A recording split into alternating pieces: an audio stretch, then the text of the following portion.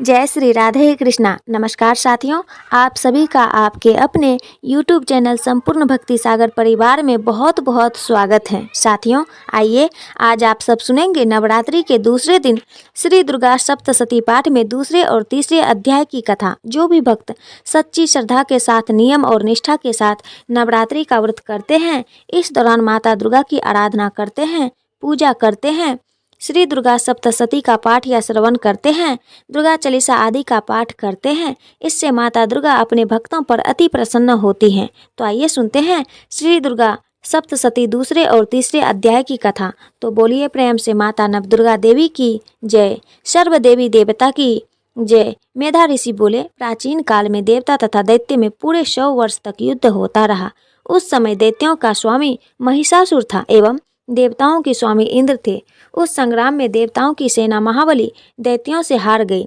तब सभी देवताओं को जीतकर महिषासुर इंद्र बन बैठा। हार खाकर सभी देवता ब्रह्मा जी को अग्रणी बनाकर वहां गए जहां विष्णु तथा शंकर जी विराजमान थे। वहां पर देवताओं ने महिषासुर के सभी उपद्रव एवं अपनी प्रभाव आदि का पूरा वृत्तांत कह सुनाया। उन्होंने कहा कि महिषासुर ने तो सूर्य, अग्नि, पवन, चंद्रमा, यम तथा वरुण इस प्रकार अन्य सभी देवताओं के अधिकार छीन लिए, स्वयं ही सबका अधिष्ठाता बन बैठा है। उसने सभी देवताओं को स्वर्ग से निकाल दिया। महिषासुर महादुरात्मा है। देवता पृथ्वी पर मृतकों की भांति विचर रहे हैं। हे प्रभु, अब हम लोग आपकी शरण में आए हैं, उसके वध का कोई विचार कीजिए। इस प्रकार मधुसूदन तथा महादेव जी ने देवताओं के वचन सुने। क्रोध से उनकी भौहें तन गई। तब भगवान विष्णु के मुख से एक महान तेज प्रकट हुआ। इसी प्रकार ब्रह्मा तथा शंकर के मुख से भी एक तेज प्रकट हुआ। दूसरे इंद्र आदि देवताओं के शरीर से महान तेज प्रकट हो आया। सभी तेज मिलकर एक हो गए। वहां तेज पुंज इतना उग्र था जैसे कि जला हुआ पर्वत हो। देवताओं ने देखा कि उसकी ज्वालाएं सभी दिशाओं में फैल रही हैं। जब वह एक हुआ तो नारी के रूप में आ गया। उसके प्रकाश से तीनों लोक भर आया। महादेव जी के तेज से उसका मुख प्रकट हुआ। यम के तेज से उनके केश हुए। विष्णु के तेज से उस देवी की भुजाएं प्रकट हुई। चंद्रमा के तेज से दोनों स्तन, इंद्र के तेज से उनका कटी प्रदेश, वरुण के तेज से जंघा व उर्वस्थल, पृथ्वी के तेज से नितंबू का प्रादुर्भाव हुआ। ब्रह्मा जी के तेज से दोनों चरण, सूर्य के तेज से चरणों की उंगलियां, वसुओं के तेज से हाथों की उंगलियां, कुबेर के तेज से नासिका का आविर्भाव हुआ। उसके दांत तो प्रजापति के तेज से प्रकट हुए। अग्नि के तेज से 3 नेत्र प्रकट हुए। दोनों संध्याओं से दोनों भौवें, वायु के तेज से दोनों कान उत्पन्न हुए। इसी प्रकार दूसरे देवगणों के तेज के द्वारा भगवती का प्रादुर्भाव हुआ। तब समस्त देवताओं के तेज पुंज से प्रकट हुई देवी जी को देख महिषासुर पीड़ित सभी देवता प्रसन्न हुए। महादेव जी ने उस देवी को अपने त्रिशूल से शूल निकाल कर दिया। श्री विष्णु जी ने अपने सुदर्शन चक्र से प्रकट करके सुदर्शन चक्र दिया। वरुण ने शंख तथा अग्नि ने उन्हें शक्ति दी। मारुति ने धनुष दिया और बाणों से भरपूर 2 तरकस भी दिए। देवराज इंद्र ने अपने वज्र से वज्र दिया। फिर सहस्त्र नेत्र इंद्र ने ऐरावत हाथी के घंटा दिया। यमराज ने काल दंड प्रदान किया। सागरपति ने रुद्राक्ष माला अर्पित किए। ब्रह्मा ने कमंडलू भेंट की। सूर्य ने भगवती के रोम कूपों में अपनी किरणें प्रदान की। काल ने तलवार तथा उत्तम ढाल अर्पण की। क्षीर सागर ने हार तथा कभी पुराने ना होने वाले 2 वस्त्र भेंट की। इसी प्रकार चूड़ामणि, दिव्य कुंडल तथा 2 कड़े भी भेंट किए तथा चमकता हुआ अर्धचंद्र, सभी भुजाओं के लिए बाजूबंद, चरणों के लिए नुपुर, कंठ के लिए सर्वोत्तम कुंठला भेंट की। इस प्रकार सभी उंगलियों के लिए रत्नजित मुद्रिकाएं प्रदान की। विश्वकर्मा ने निर्मल परशु भेंट की और अनेक रूपों वाले अस्त्र, अवैध कवच, मस्तक तथा गले में धारण करने के योग्य कभी न कुंभलाने वाले कमलों की माला दी। जलाधि ने उसे बहुत सुंदर कमल दिया।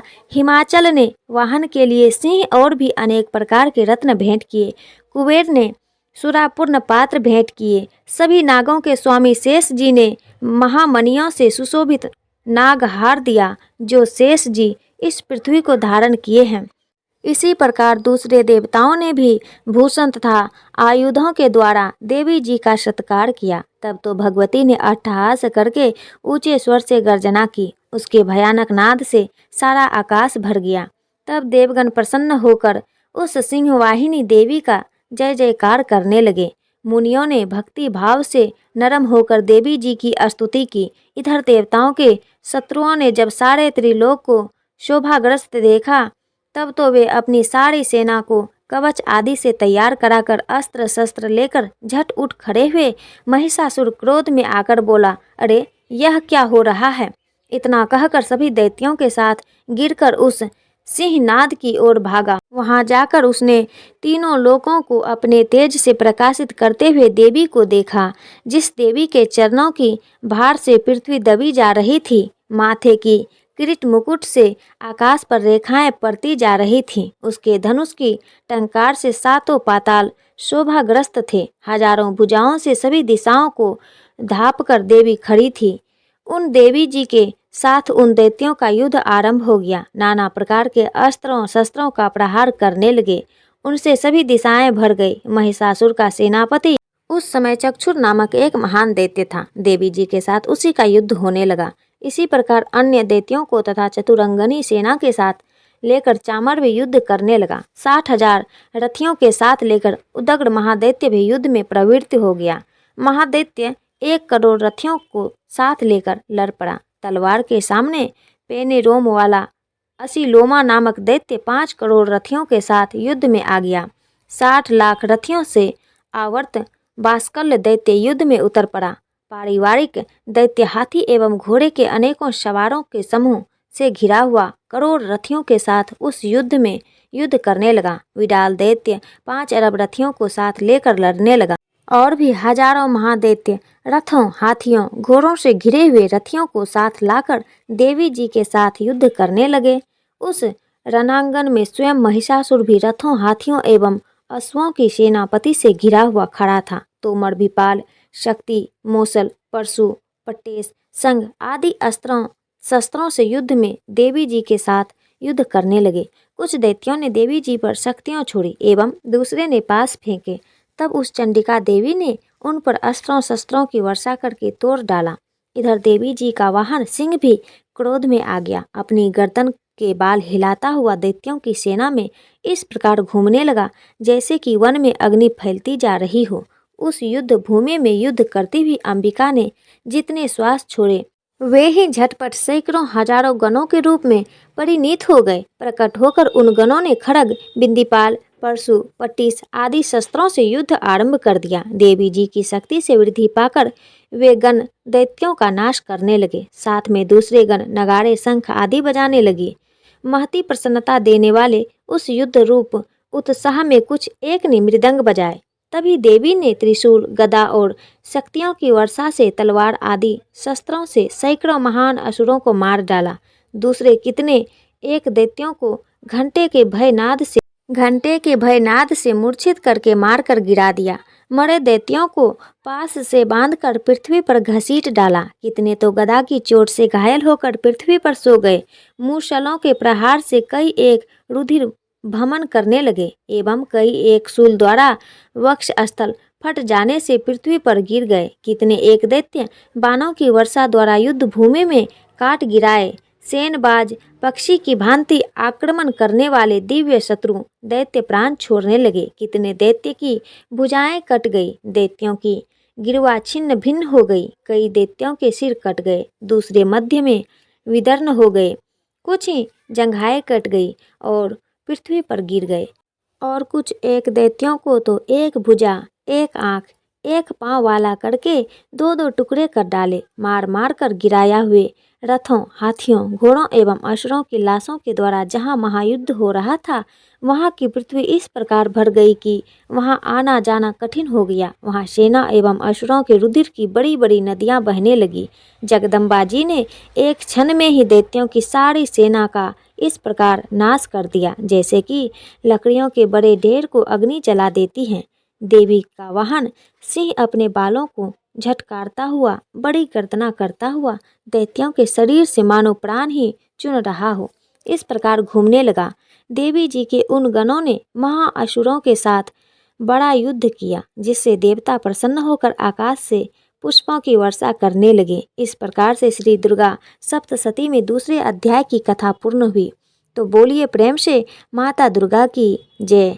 अब सुनते हैं तीसरे अध्याय की कथा। ऋषि बोले, महाअसुर चक्षुर सेनापति ने जब यह देखा कि यह सेना तो इस प्रकार मारी जा रही है, तब उसे बड़ा क्रोध उत्पन्न हो गया। स्वयं ही अंबिका के साथ युद्ध करने चल पड़ा। युद्ध में जाकर उसने देवी जी पर बाणों की इस प्रकार वर्षा की जैसे मेघ सुमेरु पर्वत की चोटी पर जलधारा वर्षा कर रहा हो। तब देवी जी ने उसके बाण समूह को खेल खेल में ही काट दिया। फिर बाणों द्वारा उसके सारथी और घोड़ों को मार डाला। फिर झटपट उसका धनुष और ऊंची लहराती ध्वजा काट कर गिरा दी। जब उसका धनुष कट चुका तब अपने बाणों से उसके अंग बींध डाले, जिससे सारथी एवं घोड़े मर चुके थे और धनुष भी कट चुका था। तब वह बिना रथ के पैदल ही तलवार ढाल लेकर देवी की ओर दौड़ा। तेज तलवार से सिंह पर प्रहार कर दिया। फिर देवी जी की वाम भुजा पर बड़े जोर से प्रहार किया। हे राजन, ज्यों ही उसकी तलवार देवी की भुजा पर पहुंची त्यों ही टूट गई। फिर तो असुरों ने क्रोध से आंखें लाल करके शूल पकड़ लिया। भद्रकाली जी पर उस दैत्यों ने वह शूल डाल दिया। वह शूल इस प्रकार चमका जैसे कि आकाश से सूर्यमंडल गिर रहा हो। देवी जी ने अपनी ओर आते हुए शूल को देखकर उस पर अपना शूल चला दिया, जिससे उस शूल के सैकड़ों टुकड़े हो गए। साथ में उसके चिक्षुर महादैत्य के प्राण भी निकल गए। जब महिषासुर का बलवान सेनापति मर गया, तब देवशत्रु चामर हाथी पर सवार होकर आ पहुंचा। आते ही उसने अंबिका देवी पर शक्ति का प्रहार कर दिया। श्री देवी जी ने हुंकार द्वारा ही मारकर तेज हीन कर उसे नीचे गिरा दिया। अपनी शक्ति को गिरा हुआ देखकर चामर को बड़ा क्रोध आ गया। उसने शूल का प्रहार कर दिया। शूल को भी देवी जी ने बाणों द्वारा टुकड़े टुकड़े कर डाले। तब सिंह भी उछलकर हाथी के मस्तक पर चढ़ बैठा। तब फिर दैत्यों के साथ भुजा युद्ध करने लगा। वे दोनों परस्पर लड़ते लड़ते उस हाथी से नीचे पृथ्वी पर आ गए। भयंकर प्रहारों से परस्पर युद्ध करने लगे। तब बड़े वेग से सिंह ऊपर को उछला। ऊपर आकाश से नीचे की ओर गिरते गिरते पंजों के प्रहार से दैत्य चामर का सिर धड़ से पृथक कर डाला। देवी जी ने शिला एवं वृक्ष आदि से युद्ध में उदग्र कर मार डाला। फिर किराल को भी दांतों, मुकों एवं थप्पड़ों के प्रहार से मार गिराया। क्रोध परिपूर्ण देवी ने गदा की चोटों से उद्धित को चूर चूर कर दिया। बिंदीपाल शस्त्र द्वारा, बाक्षल बाणों द्वारा अंधल एवं ताम्र को यमधाम शीघ्र भेज दिया। तीन नेत्र धारिणी परमेश्वरी ने उग्ररास्य, उग्रवीर्य, महाहानु नाम के दैत्यों को त्रिशूल द्वारा मार दिया। तलवार से विडालकर सिर से अलग कर दिया। दुरर्धर, दुर्मुख इन दोनों को बाणों द्वारा यमपुरी पहुंचा दिया। इस प्रकार अपनी सेना का नाश होता देखकर भैंस का रूप बनाकर महिषासुर देवी के गणों को डराने लगा। कुछ एक गणों पर अपने थुथनों से प्रहार कर दिया, दूसरों पर खुरों से प्रहार करने लगा। किन्हीं को तो पूंछ से तोड़ा तो दूसरों को सिंहों से फाड़ा। कुछ एक को वेग द्वारा, दूसरों को सिंहनाथ द्वारा, घूमने से अन्यों को श्वास वायु द्वारा पृथ्वी पर गिराया। इस प्रकार देवी सेना को गिराकर वह महेश सिंह की ओर झपटा। ज्यों ही सिंह को मारने लगा त्यों ही जगदम्बा को बड़ा क्रोध उत्पन्न हुआ। इधर महापराक्रमी महेश भी क्रोध से पृथ्वी तल को अपने खुरों से खोदने लगा। फिर अपने सिंहों से ऊंचे ऊंचे पहाड़ उठाकर फेंकने लगा। साथ में गर्जने लगा। वेग के साथ घूमने पर पृथ्वी शुद्ध होकर फटने लगी। उससे पूंछ से समुद्र पर प्रहार किया, जिससे शुद्ध होकर समुद्र और पृथ्वी की चारों ओर से डुबाने लगा। चलायमान होते हुए सिंह के द्वारा छिन्न भिन्न हुए बादल टुकड़े टुकड़े हो गए।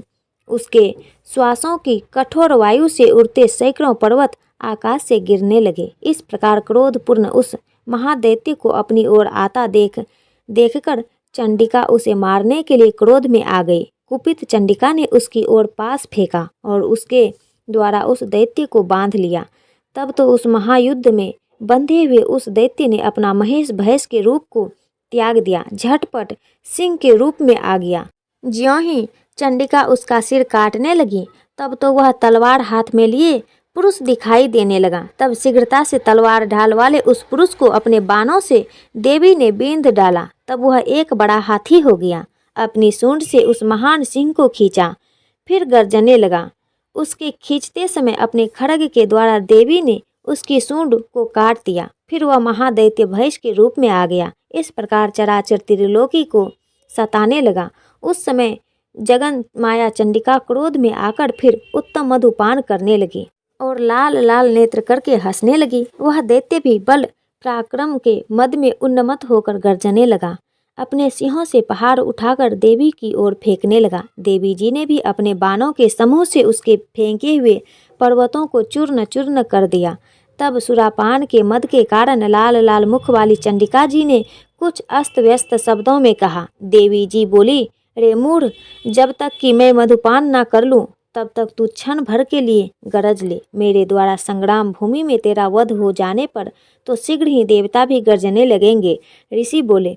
इस प्रकार कहकर देवी जी उछलकर उस महादैत्य पर चढ़ गई। पांव से दबाकर दैत्य के कंठ पर त्रिशूल से आघात किया। देवी जी के पांव से दबे हुए उस दैत्य ने अपने मुख से बाहर निकलने का प्रयत्न दूसरे रूप से किया।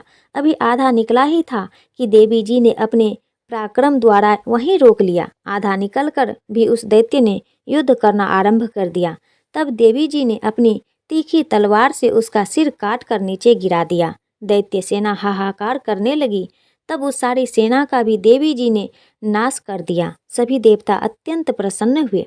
दिव्य महर्षियों के साथ देवता लोग ने उन देवी की स्तुतियां की। गंधर्वजन गान करने लगे और अप्सराएं नाचने लगी।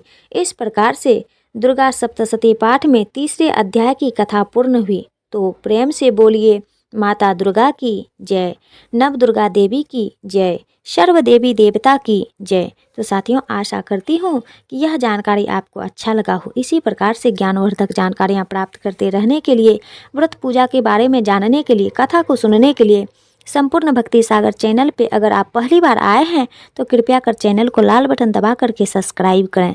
साथ में बेल आइकन घंटी को दबाएं ताकि आने वाली वीडियो का नोटिफिकेशन आपको समय से मिलता रहे।